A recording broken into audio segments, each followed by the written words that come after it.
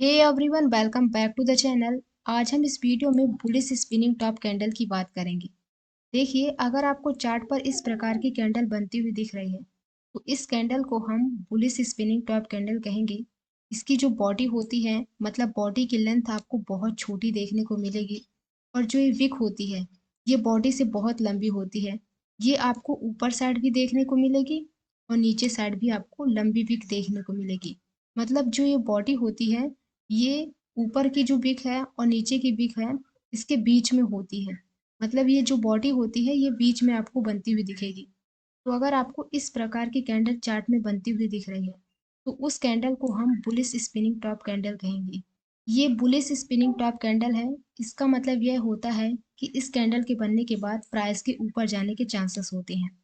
तो अगर ये डाउन ट्रेंड के बॉटम पर बने तब, मतलब बुलिश कैंडल आपको डाउन ट्रेंड के बॉटम पर ही बनती हुई दिखेंगी।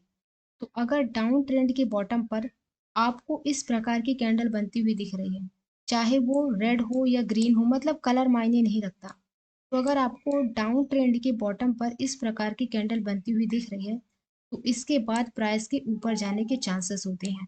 अब बात करते हैं कि इस कैंडल को चार्ट में कैसे आइडेंटिफाई करना है और आपको एंट्री कहाँ लेनी है और स्टॉप लॉस कहाँ लगाना है। अब इसके बारे में बात करते हैं। देखिए, इस चार्ट में समझते हैं। एक अच्छा डाउन ट्रेंड चल रहा था और बॉटम पर आपको स्पिनिंग टॉप कैंडल बनती हुई दिखी है। यहाँ पास आप देख सकते हैं, यहाँ पास ग्रीन कलर की बुलिश स्पिनिंग टॉप कैंडल बनती हुई दिखी है और इसके बाद आप प्राइस भी देख सकते हैं कि ऊपर की ओर गया है। अब बात करते हैं कि कितना डाउन ट्रेंड होना चाहिए, कहाँ आपको एंट्री लेनी है, कहाँ आपको स्टॉप लॉस लगाना है। अब इसके बारे में बात करते हैं। देखिए, सबसे पहले ये बात करते हैं कि डाउन ट्रेंड कितना होना चाहिए। देखिए, डाउन ट्रेंड होना चाहिए, जितना ज़्यादा आप डाउन ट्रेंड देखेंगे उतना ही आपको रिवर्सल भी देखने को मिलेगा। तो आप देख सकते हैं यहाँ से डाउन ट्रेंड स्टार्ट हुआ था और इस कैंडल के बनने के बाद प्राइस कहाँ तक गया है, जहाँ से एक डाउन ट्रेंड स्टार्ट हुआ था। इसका मतलब यह होता है जितना ज़्यादा आप डाउन ट्रेंड देखेंगे उतना ही आपको रिवर्सल भी देखने को मिलेगा। और आपको इस कैंडल के बनने के बाद आपको ये भी देखना है कि कहीं ये सपोर्ट के पास बन रही है कि नहीं। मतलब आपको सपोर्ट को भी देखना है। अगर ये सपोर्ट पास बन रही है तो इसके बाद ये वर्क करेगी ही करेगी। तो आपको सपोर्ट भी देखना है और एक डाउन ट्रेंड भी देखना है कि डाउन ट्रेंड कितना है। अब बात करते हैं कि इस कैंडल में आपको एंट्री कहाँ लेनी है और स्टॉप लॉस कहाँ लगाना है। अब इसके बारे में बात करते हैं। सबसे पहले आपको बुलिश स्पिनिंग टॉप कैंडल को देखना है कि वो कैंडल कहाँ ओपन हुई है। मतलब अगर रेड कलर की कैंडल है तो वो ऊपर से ओपन हुई होगी। तो यहाँ पास हमें ग्रीन कलर की कैंडल बनती हुई दिखी है, तो ये कैंडल नीचे से ओपन हुई है। मतलब ये इसका ओपन है, ये इसका क्लोज है और ये इसका हाई है और ये इसका लो है। तो सबसे पहले हमें बुलिश स्पिनिंग टॉप कैंडल को देखना है। चाहे आप कोई सी भी टाइम फ्रेम में देख रहे हैं, चाहे आप 5 मिनट के टाइम फ्रेम में देख रहे हो या 15 मिनट के टाइम फ्रेम में, तो मतलब कोई से भी टाइम फ्रेम में सबसे पहले आपको ये देखना है कि ये कैंडल ओपन कहाँ हुई है, हाई कहाँ बनाया, क्लोज कहाँ हुई है और लो कहाँ बनाया। तो सबसे पहले इसको देखना है। इसके बाद आपको वेट करना है अगली कैंडल का। तो यहाँ पास हमने वेट किया अगली कैंडल का, तो अगली कैंडल हमारी ये बनी है। तो आपको क्या करना है, आपको एंट्री तब लेनी है जब जो ये बुलिश स्पिनिंग टॉप कैंडल है इसके हाई को कोई कैंडल ब्रेक करे तब।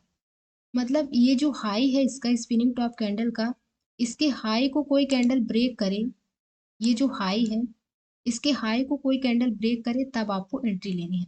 तो जो हमारी पहली कैंडल बनी है उसने इसके हाई को ब्रेक किया ही नहीं, तो आप एंट्री मत लीजिए। जब तक कोई कैंडल स्पिनिंग टॉप कैंडल के हाई को ब्रेक ना करे तब तक आपको एंट्री नहीं लेनी है। तो देखिए, जो पहली कैंडल थी उसने हमें एंट्री नहीं दी है और जो दूसरी कैंडल थी उसने भी हमें एंट्री नहीं दी है। आप देख सकते हैं इसके हाई को ब्रेक नहीं की है। और जो ये तीसरी कैंडल थी इसने इसके हाई को ब्रेक किया है, तो आप यहाँ पास एंट्री ले सकते हैं। तो ये हमारा एंट्री पॉइंट हो गया। अब बात करते हैं कि आपको स्टॉप लॉस कहाँ लगाना है। तो स्टॉप लॉस आप बुलिश स्पिनिंग टॉप कैंडल के लो का लगा सकते हैं। मैं कहती हूँ कि आप 1-2% छोड़कर लगाइए। क्या होता है कि कभी कभी प्राइस लो तक आ जाता है। जब आप 1-2% छोड़कर लगाएंगे तो जल्दी जल्दी स्टॉप लॉस हिट नहीं होता है। जैसे यही कैंडल इसकी विक यहाँ तक आ जाए, जो तीसरी कैंडल है, तो आपका स्टॉप लॉस हिट हो जाएगा। तो अगर आप 1-2% छोड़कर लगाएंगे तो जल्दी जल्दी स्टॉप लॉस नहीं हिट होता।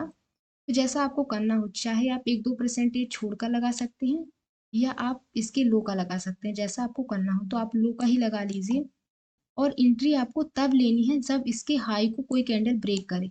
नहीं ब्रेक कर रही मत लीजिए एंट्री, अगर ब्रेक कर रही है तो आप एंट्री ले सकते हैं।